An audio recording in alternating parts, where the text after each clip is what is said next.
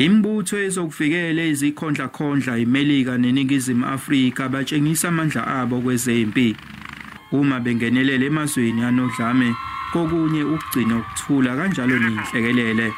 Lokhu ke ukushiya abafundi bekhexe imlomo. Yomibili Lemibutho ithi isayimisele emisweni zezivumelwano esasiqinisekisa ukulekelelana nokugcina ukuthula eAfrika.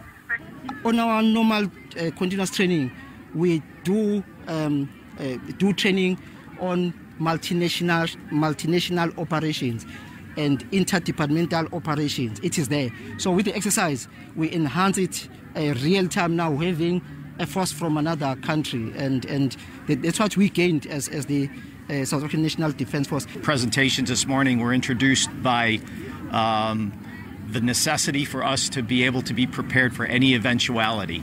So part of that eventuality is possibly deploying to an area with a nation you don't normally work with on a day-to-day basis. So that, I think, is our biggest lesson learned, that we have a lot of commonalities. Abalele 600 amasosha beyingxenye yohlelo lokuqeqeshwa kuhlanganisa naseMelika angu 66. We have given smiles to certain people that had dental problems. And then as part of our participation together with our American counterparts, ngokwenza imivilelo yamasosha phambi kwezihlwele zabafundi, imbutho ezokuvikela ithi yethemba ukuthi kuzotshaleka inhlansi yothando lokuyihlanganisa nezokuvikela. Ey'ndabeni ze-SABC, nginguvusi Khumalo, eRichards Bay.